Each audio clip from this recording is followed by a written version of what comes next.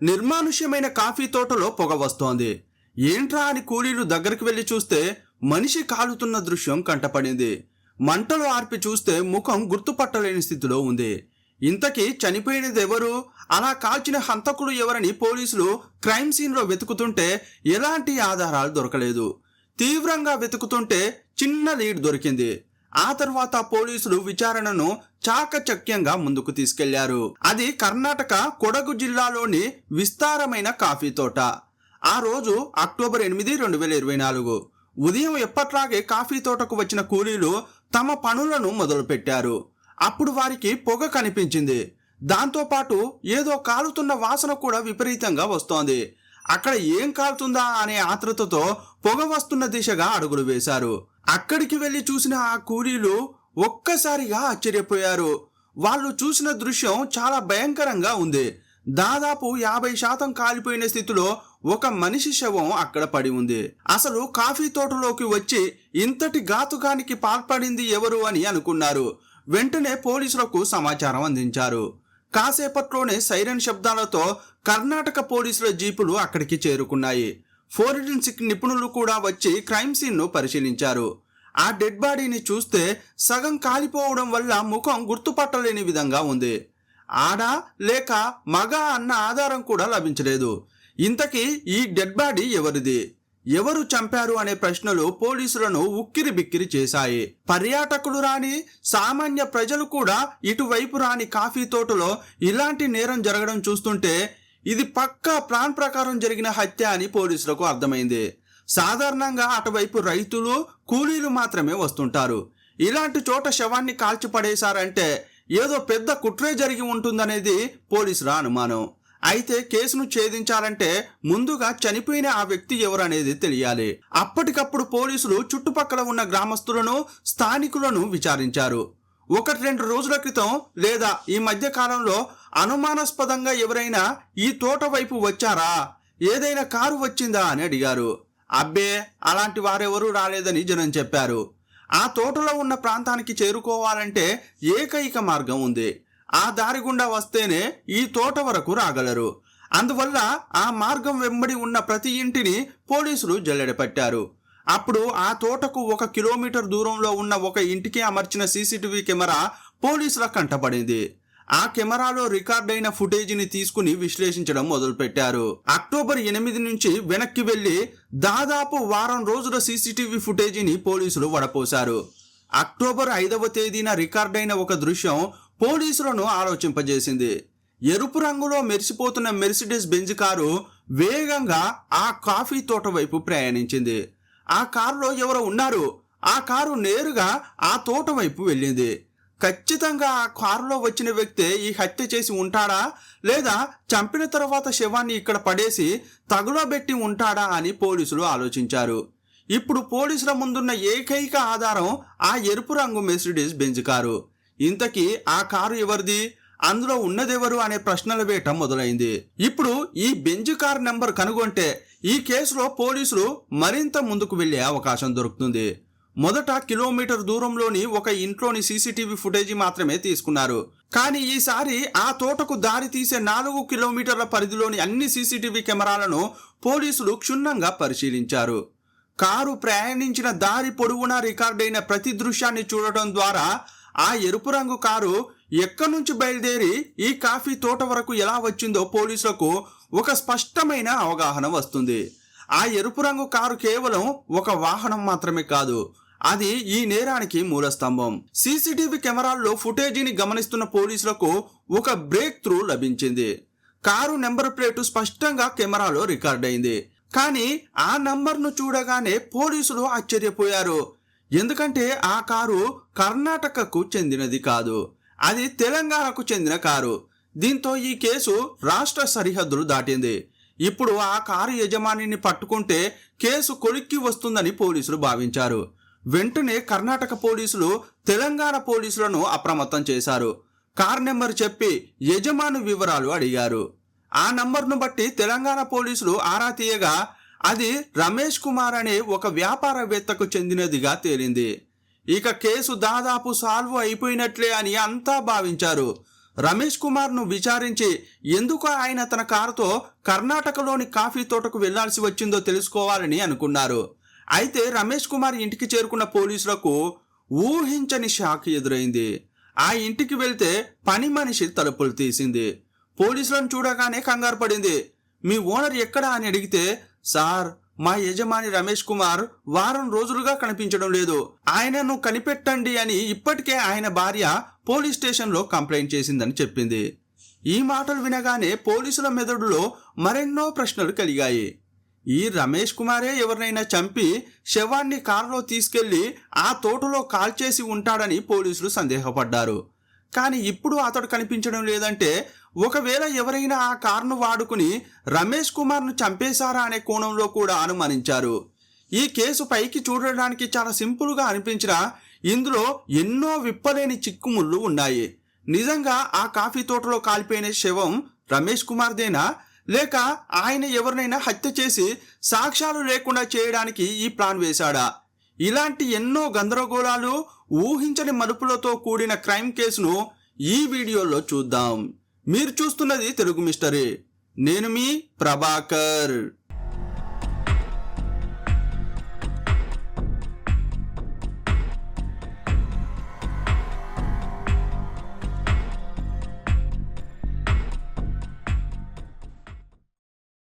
పోలీసులు రికార్డులను తీసి చెక్ చేయగా 2024 అక్టోబర్ 7వ తేదీన రమేష్ కుమార్ భార్య నిహారిక తన భర్త కనిపించడం లేదని తెలంగాణ పోలీసులకు ఫిర్యాదు చేసింది.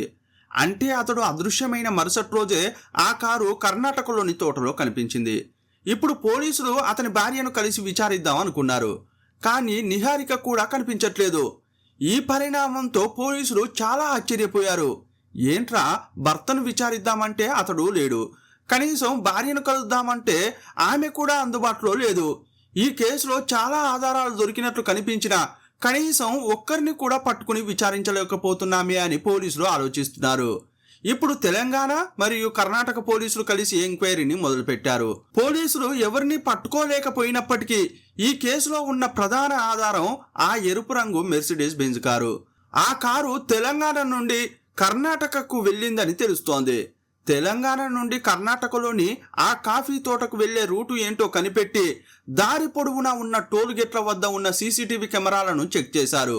అప్పుడు పోలీసులు అనుమానించింది 100కు 100% నిజమైంది. ఆ కారు తెలంగాణ నుండి కర్ణాటకకు ప్రయాణించింది. దారిలో ఉన్న అన్ని టోల్ గేట్ల సీసీటీవీ కెమెరాల్లో దృశ్యాలు రికార్డ్ అయ్యాయి.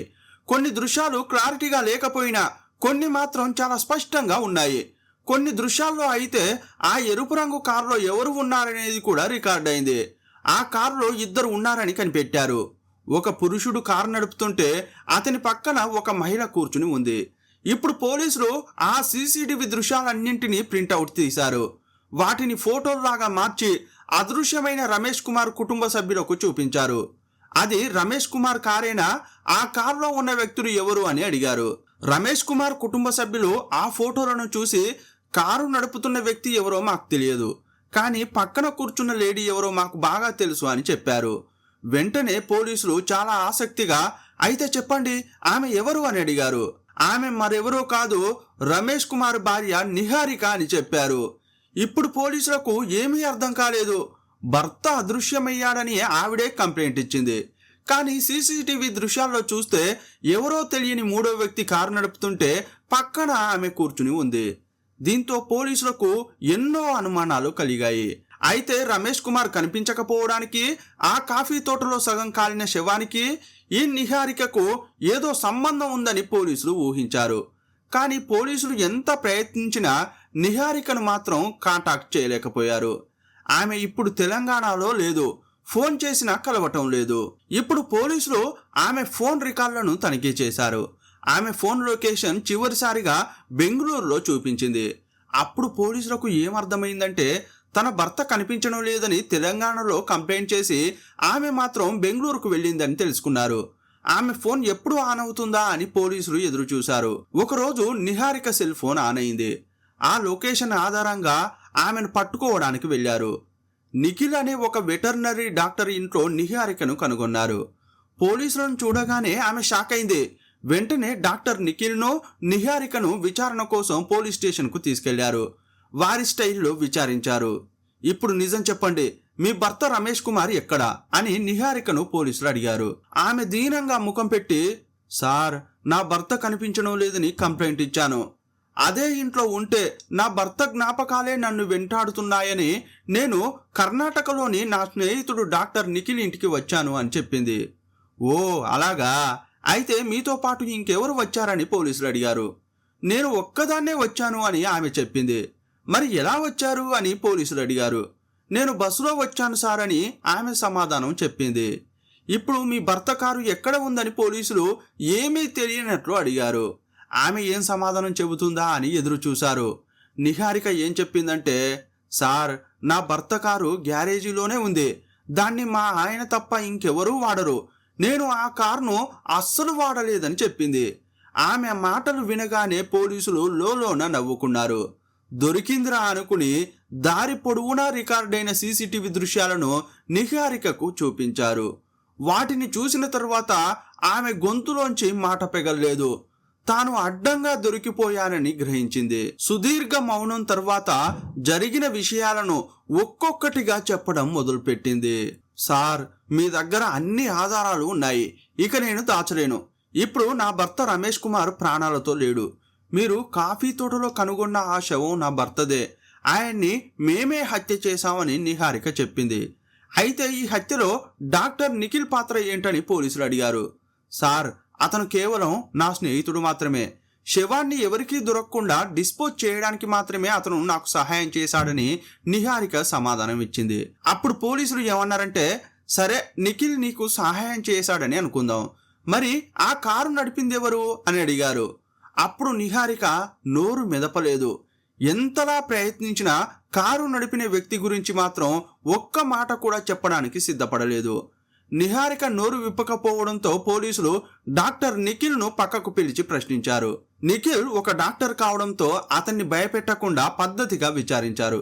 చూడండి నిఖిల్, మీరు ఈ హత్య చేయలేదు, కేవలం దానికి సహకరించారు. మీరు గనక పోలీసులకు పూర్తి సహకారం అందిస్తే మీ శిక్షను తగ్గించేలా మేము ప్రయత్నిస్తాం, కానీ నిజం చెప్పాలి అని అన్నారు. అప్పుడు అతను నిజాలు చెప్పాడు. సార్, ఆ కారు నడిపిన వ్యక్తి పేరు అతుల్. అతడు నిహారిక ఇద్దరూ కలిసి ఈ ప్లాన్ వేశారు. ఇంతకీ ఆ అతుల్ ఎవరు, అతను ఇప్పుడు ఎక్కడ ఉన్నాడు అనేది నాకు తెలియదు. నిహారిక నాకు మంచి స్నేహితురాలు. ఈ పనిలో సహాయం చేస్తే భారీగా డబ్బు ఇస్తానని ఆశ చూపింది. అందుకే నేను ఒప్పుకున్నాను. నాకైతే ఈ హత్యతో ఎలాంటి సంబంధం లేదని నిఖిల్ తన భాగోతాన్ని బయటపెట్టాడు. కారు నడిపింది అతుల్ అని పోలీసులకు ఇప్పుడు తెలిసింది. కానీ అతను ఎక్కడున్నాడో నిఖిల్కు కూడా తెలియదు. అది కేవలం నిహారికకు మాత్రమే తెలిసిన రహస్యం. పోలీసులు మళ్ళీ నిహారిక దగ్గరకు వెళ్ళి, నీ ప్రియుడు అతుల్ ఎవరో మాకు తెలిసిపోయింది. నువ్వు నిజం చెబితే నీ శిక్షలో కొంత వెసులుబాటు ఉంటుంది, లేదంటే అతన్ని మేమే వెతికి పట్టుకుంటాం. అప్పుడు మాత్రం నీ పరిస్థితి ఊహించలేనంత దారుణంగా ఉంటుందని హెచ్చరించారు. పోలీసులు ఇలా భయపెట్టడంతో బెదిరిపోయిన నిహారిక ఇక చెప్పక తప్పదని భావించింది. వేరే దారి లేక అతుల్ హర్యానాలో ఉన్నాడని చెప్పింది. అతని ఫోన్ నంబర్ కూడా ఇచ్చింది. ఆ నంబర్ లొకేషన్ ద్వారా అతుల్ ఎక్కడున్నాడో పోలీసులు కనిపెట్టారు. హర్యానా పోలీసుల సహాయంతో అతన్ని పట్టుకుని విచారణ కోసం బెంగళూరుకు తరలించారు. ఇప్పుడు నిహారిక, అతుల్, డాక్టర్ నిఖిల్ ముగ్గురు పోలీసుల అదుపులో ఉన్నారు. హత్య జరిగింది ఒక చోట, శవం దొరికింది మరో చోట కావడంతో ప్రాథమిక విచారణ అంతా బెంగళూరులోనే మొదలైంది. ఒక గదిలో ఆ ముగ్గురిని కలిపి విచారిస్తుంటే తాము పూర్తిగా దొరికిపోయామని వారికి అర్థమైంది. ఇక దాచడానికి ఏమీ లేదనుకుని నిహారిక తన భర్త రమేష్ కుమార్కు ఏం జరిగిందో అంతా చెప్పసాగింది. ఆమె మాటలు విని పోలీసులే నిర్ఘాంతపోయారు. సొంత భర్తను ఇంత క్రూరంగా ఒక భార్య ఎలా చంపగలిగింది? డబ్బు కోసం స్వార్థంతో ఆలోచించి ఒక భార్య ఇంతటి దారుణానికి ఒడిగట్టగలదా? ఈ ప్రపంచంలో మనుషుల మనసు ఇంతలా మారిపోతుందా అని పోలీసులు ఆశ్చర్యపోవడమే కాకుండా నిహారిక చేసిన అరాచకాలకు లోపల భయపడిపోయారు. ఆ గదిలో నిహారిక చెబుతున్న ప్రతి మాట అందరినీ ఉలిక్కి పడేలా చేసింది. చిన్నప్పటి నుండి నిహారిక చురుకైన విద్యార్థిని. చదువులో నంబర్ 1 అని అనిపించుకోవడమే కాకుండా ఆటపాటల్లో అందరికంటే ముందుండేది. తను ఇంజనీరింగ్ చదివింది. బీటెక్ పూర్తి చేసి సాఫ్ట్వేర్ ఇంజనీర్గా విదేశాలకు వెళ్ళి స్థిరపడాలని కలలుగనేది. కానీ ఇంజనీరింగ్ 2వ సంవత్సరంలోనే ఒక వ్యక్తితో ప్రేమలో పడింది. ఇంట్లో వాళ్లకు తెలియకుండా రహస్యంగా పెళ్లి చేసుకుంది. చదువు పూర్తయ్యాక భర్తతో కలిసి ఉద్యోగ ప్రయత్నాలు చేసింది. ఆమె అనుకున్నట్టే సాఫ్ట్వేర్ ఇంజనీర్ అయింది. కానీ ఆమె జీవితం ఊహించినట్టుగా సాగలేదు. పెళ్ళైన కొత్తలో ఉన్న ఆకర్షణ ఆ తర్వాత కనుమరుగైంది. భార్యాభర్తల మధ్య తరచుగా గొడవలు జరిగేవి. బయటి ప్రపంచంలో ఎదురయ్యే కష్ట నష్టాలను, జీవిత వాస్తవాలను ఇద్దరూ కలిసి హ్యాండిల్ చేయలేకపోయారు. వారి మధ్య ఏర్పడిన విభేదాలు చివరకు విడాకులకు దారితీశాయి. ఆ తర్వాత ఏం చేయాలో తెలియక మరో ఉద్యోగం కోసం చూస్తున్నప్పుడు నిహారికకు హర్యానాలో ఉద్యోగం దొరికింది. పాత జీవితాన్ని, చేదు జ్ఞాపకాలను వదిలేసి హర్యానా బయలుదేరింది. అక్కడ కొత్త జీవితాన్ని మొదలుపెట్టింది. అప్పుడు ఆమెకు 25 ఏళ్ళు ఉంటాయి. కొన్నాళ్లకు డేటింగ్ యాప్స్లో రిజిస్టర్ అయింది. అప్పుడు ఒక వ్యక్తితో పరిచయం ఏర్పడింది. కానీ అప్పటికే పెళ్ళై విడాకులు తీసుకున్నానని అతనికి చెప్పలేదు. ఆ విషయాన్ని దాచింది. ఆ వ్యక్తి నిహారికను చూసి ముగ్ధుడయ్యాడు. ఆమెను పెళ్లి చేసుకున్నాడు. 3 ఏళ్ల పాటు వారి సంసారం ఏదో అలా గడిచిపోయింది. కానీ నిజం ఎన్నాళ్ళు దాగుతుంది? ఒకరోజు ఆ రెండో భర్తకు నిహారిక నిజస్వరూపం తెలిసింది. ఆమె అతన్ని నమ్మించి దాదాపు 70 లక్షల రూపాయలను దొంగిలించిందని గుర్తించాడు. అంతేకాకుండా ఆమె గతాన్ని ఆరా తీయగా అప్పటికే పెళ్లి అయిన విషయాన్ని కనిపెట్టాడు. ఈ విషయం దాచిపెట్టి తనను మోసం చేసిందని తెలుసుకున్నాడు. తన భార్య ఒక మోసగత్తె అని గ్రహించిన ఆ భర్త వెంటనే ఆమెపై పోలీసులకు ఫిర్యాదు చేశాడు. తను కొట్టేసిన డబ్బులు ఇప్పించి విడాకులు ఇప్పించాలని కోరాడు. చివరకు ఈ కేసు కోర్టుకు చేరింది. నిహారిక చేసిన మోసాలన్నీ ఒక్కొక్కటిగా బయటపడ్డాయి. చివరకు అతను కోరినట్లుగా విడాకులు మంజూరయ్యాయి. తను చేసిన నేరానికి నిహారిక జైలు పాలైంది. జైలు జీవితం ఆమెను సరిదిద్దలేదు సరికదా, మరింత కఠినంగా మార్చేసింది. అదే జైలులో తనతో పాటు ఉన్న తోటి ఖైదీతో ఆమెకు స్నేహం ఏర్పడింది. ఆ లేడీకి 55 నుంచి 60 ఏళ్ళు ఉంటాయి. ఆ లేడీ నిహారిక ప్రాణ స్నేహితుల్లా మారారు. జైలులో ఉన్నప్పుడు తన తోటి ఖైదీకి జీవితంలో జరిగిన అన్ని విషయాలను నిహారిక చెప్పుకుంది. అప్పుడు ఆ తోటి ఖైదీ ఏమందంటే, నీకు ఎవరూ లేరని బాధపడకు. నువ్వు జైలు నుండి బయటకు వెళ్ళిన తర్వాత నా కొడుకును పరిచయం చేస్తా. వాడు నీకు మంచి స్నేహితుడుగా ఉంటాడని చెప్పింది. జైలు నుండి బయటకు వచ్చిన తర్వాత తన కొడుకు అతుల్ను నిహారికకు పరిచయం చేసింది. అప్పటి నుంచి అతుల్, నిహారిక స్నేహం చేశారు. ఆ స్నేహం ప్రేమగా మారింది. ఆ సమయంలో నిహారిక బతకడానికి ఏం చేయాలా అని ఆలోచించింది. మళ్ళీ సాఫ్ట్వేర్ ఉద్యోగానికి వెళ్ళాలని అనుకుంది. అప్పుడే ఆమెకు తెలంగాణలో ఉద్యోగం దొరికింది. అప్పుడు తన ప్రియుడితో ఏం చెప్పిందంటే, ముందు నేను తెలంగాణకు వెళ్ళి ఉద్యోగంలో చేరుతాను. నేను సెటిల్ అయిన తర్వాత మనం పెళ్లి చేసుకుందామని చెప్పింది. హర్యానా నుంచి తెలంగాణకు బయలుదేరింది. ఫ్లైట్లో వస్తున్న క్రమంలో రమేష్ కుమార్ అనే ఈ వ్యాపారవేత్త పరిచయం అయ్యాడు. రమేష్ కుమార్కు 53 ఏళ్ళు. ఆయనకు అప్పటికే పెళ్ళై పెద్ద పెద్ద పిల్లలు కూడా ఉన్నారు. విమానంలో పక్కనే కూర్చోవడంతో అతనికి నిహారిక పరిచయం అయింది. ఆ కాసేపట్లోనే ఫోన్ నంబర్లు మార్చుకున్నారు. ఆ తర్వాత గంటల కొద్దీ ఫోన్లలో మాట్లాడుకునేవారు. కొన్నాళ్లకు వ్యాపారవేత్త రమేష్ కుమార్ తన భార్యకు విడాకులు ఇచ్చి పిల్లలను కూడా వదిలేసి నిహారికను పెళ్లి చేసుకున్నాడు. పెళ్ళైన తర్వాత నిహారిక తను అస్సలు ఊహించనంత పెద్ద బంగ్లాకు వచ్చింది. రమేష్కు కోట్ల ఆస్తితో పాటు ఎన్నో విలువైన కార్లు ఉన్నాయి. విలాసవంతమైన జీవితాన్ని చూసి నిహారిక ఆశ్చర్యపోయింది. ఆటోలో కూడా తిరిగే స్తోమత లేని నిహారిక ఇప్పుడు బెంజు కారులో తిరుగుతోంది. ఇంత ఆస్తి, ఇన్ని సౌకర్యాలు ఉన్నాక ఇంకెందుకు జాబుకు వెళ్ళడం అని మానేసింది. భర్త డబ్బులతో రాజ వైభోగాలు అనుభవించింది. ఒకరోజు రమేష్ కుమార్ భూమిని అమ్మడంతో 9 కోట్ల రూపాయలు వచ్చాయి. అంత డబ్బును చూడగానే నిహారికకు కళ్ళు తిరిగాయి. ఆ డబ్బును ఎలాగైనా తన సొంతం చేసుకోవాలని అనుకుంది. రమేష్ను చూస్తూ, ఆ డబ్బుతో ఏదైనా ప్రాపర్టీ నా పేరు మీద కొనొచ్చు కదా అంది. అప్పుడు రమేష్ ఏమన్నాడంటే, నువ్వు నా భార్యవే కదా, నా ఆస్తులన్నీ నీవే కదా, ఇప్పుడు అనవసరంగా పేరు మార్చడం ఎందుకు అని అన్నాడు. ఆ మాటలు నిహారికకు కోపం తెప్పించాయి. ఇంత పెద్ద ధనవంతుడి అయి ఉండి భార్య అడిగితే 9 కోట్లు ఇవ్వవా? నిన్ను ఎలా దారికి తెచ్చుకోవాలో నాకు బాగా తెలుసు అని మనసులో పగ పెంచుకుంది.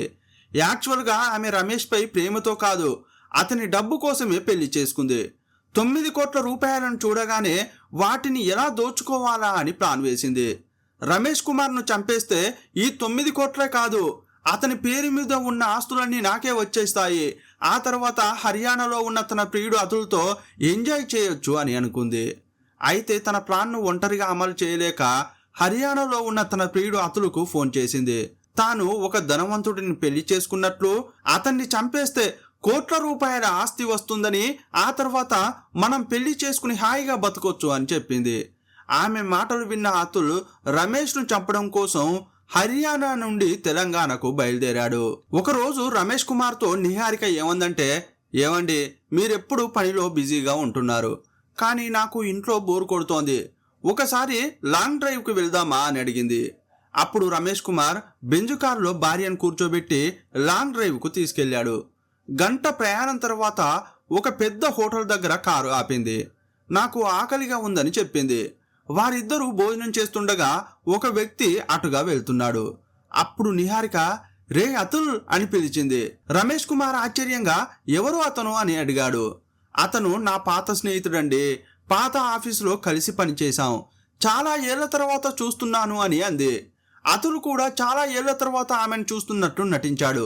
నేనిప్పుడు హర్యానాలో బిజినెస్ చేస్తున్నాను, పని మీద ఇక్కడికి వచ్చాను, నిన్ను ఇక్కడ చూడడం ఆశ్చర్యంగా ఉందని అతడన్నాడు. నిహారిక తన భర్తను అతుల్కు పరిచయం చేసింది. ముగ్గురు కలిసి లంచ్ చేశారు. అప్పుడు నిహారిక ఇంతకీ నువ్వు ఇప్పుడు ఎక్కడికి వెళ్తున్నావు అని అడిగింది. నేను పక్క ఊరికి వెళ్ళాలి, నా స్నేహితుడి కోసం వెయిట్ చేస్తున్నాను అని అతుల్ చెప్పాడు. ఓ అలాగా, మేము కూడా అటువైపే వెళ్తున్నాం, నువ్వు మా కారులో వచ్చేయి, నిన్ను డ్రాప్ చేస్తామని నిహారిక అంది. ఇదంతా యాదృచ్ఛికంగా జరుగుతోందని రమేష్ కుమార్ నమ్మాడు.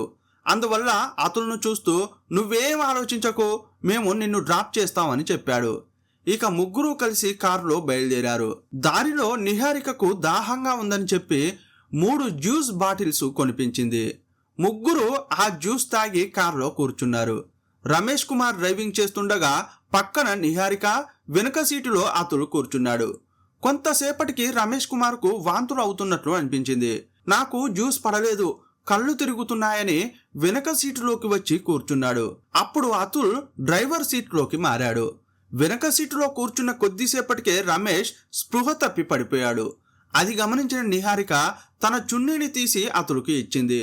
అతుల్ ఆ చున్నీతో రమేష్ కుమార్ మెడకు బిగించి హత్య చేశాడు. ఇదంతా పక్కనే కూర్చుని చూస్తున్న నిహారిక ఇక ఆస్తంతా నాదే అని సంబరపడిపోయింది. రమేష్ చనిపోయిన తర్వాత ఇద్దరూ కలిసి డెడ్ బాడీని కారు డిక్కీలో పెట్టారు. శవాన్ని ఎక్కడ పారేయాలో వారికి అర్థం కాలేదు. అప్పుడు నిహారిక కారును నేరుగా బెంగళూరు తీసుకుపో అని అతుల్కు చెప్పింది. నేరుగా తన స్నేహితుడైన డాక్టర్ నిఖిల్ ఇంటికి వెళ్ళింది. నేను నా భర్తను చంపేశాను, ఈ శవాన్ని పారేయడానికి నాకు సహాయం చెయ్యని అడిగింది. మొదట నిఖిల్ షాక్ అయ్యాడు, కానీ అతనికి చాలా డబ్బులు ఇస్తానని ఆశ చూపడంతో అతను కూడా ఒప్పుకున్నాడు. చీకటి పడే వరకు వేచి చూశారు. అక్కడి నుంచి 150 కిలోమీటర్ల దూరంలోని కాఫీ తోటలో శవాన్ని కాల్చేస్తే ఎవరికీ అనుమానం రాదని భావించారు. ఆ రోజు సాయంత్రం పెట్రోల్ కొనుక్కుని ముగ్గురు కలిసి కొడగులోని కాఫీ తోటకు వెళ్లారు. అప్పుడే ఆ కారు సీసీటీవీ కెమెరాలో రికార్డ్ అయింది. శవాన్ని బెడ్షీట్లో చుట్టి పెట్రోల్ పోసి తగలబెట్టేసి వచ్చేశారు. శవం పూర్తిగా కాలిపోతుందని వారు భావించారు.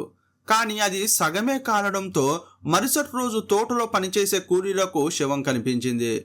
పని పూర్తయ్యాక అతుల్ హర్యానాకు వెళ్ళిపోయాడు. నిఖిల్ను బెంగళూరులో దింపి నిహారిక తెలంగాణకు వచ్చింది. తన భర్త కనిపించడం లేదని పోలీసులకు కంప్లైంట్ చేసింది. ఆ తర్వాత పోలీసులకు దొరకకుండా ఉండడానికి నిహారిక బెంగళూరులోని డాక్టర్ నిఖిల్ ఇంటికి వెళ్ళి దాక్కుంది. చివరకు పోలీసులు ముగ్గురిని అరెస్ట్ చేశారు. ఇప్పుడు ఈ కేసు విచారణలో ఉంది. హత్యలో నిఖిల్ నేరుగా పాల్గొనలేదు కాబట్టి అతనికి బెయిల్ వచ్చింది. కానీ నిహారిక, అతుల్ ఇంకా జైల్లోనే ఉన్నారు. ఇంజనీర్ అయిన నిహారిక 3 పెళ్లిళ్ళు చేసుకుంది. చివరకు 3వ భర్తను ఆస్తి కోసం దారుణమైన హత్య చేసింది. ఆమెకు కష్టపడి పైకి రావాలన్న ఉద్దేశం ఏ కోశానా లేదు. కేవలం డబ్బు కోసం ఇలాంటి షార్ట్ కట్ మార్గాన్ని ఎంచుకుంది. 53 ఏళ్ల రమేష్ కుమార్ తన భార్యా పిల్లలను వదిలేసి పూర్తి వివరాలు తెలియకుండా ఒక అమ్మాయిని నమ్మి వయసు వ్యత్యాసం కూడా చూడకుండా పెళ్లి చేసుకున్నాడు.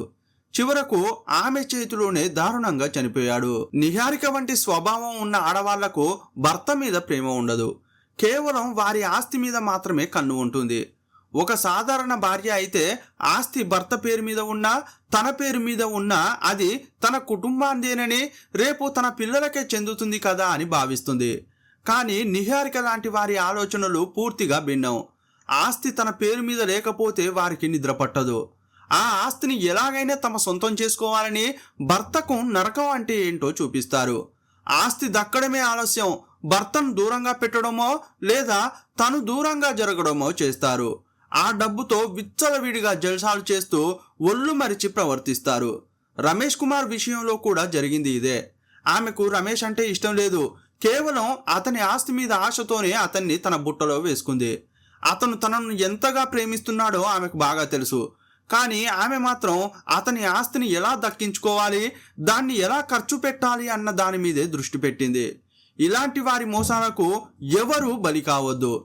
పైకి అందంతో కవ్వించి, మాటలతో మాయ చేసి, తీరా ఆస్తి చేతికి వచ్చాక అసలు రంగు బయట పెట్టే ఇలాంటి వారిని ముందుగానే పసిగట్టాలి. మనిషి కన్నా ఆస్తికే ప్రాధాన్యం ఇచ్చే వారిని గమనించి వారికి వీలైనంత దూరంగా ఉండడమే మంచిది. వారి మాయ మాటలకు, కవ్వింపులకు పడిపోతే కష్టపడి సంపాదించుకున్న ఆస్తి పోవడమే కాకుండా చివరికి జీవితమే నరకప్రాయం అవుతుంది. ఈ కేసుపై మీ అభిప్రాయం ఏంటో కామెంట్ బాక్స్లో రాయండి. మరో వీడియోలో మళ్ళీ కలుసుకుందాం. అప్పటి వరకు సెలవు. జై హింద్.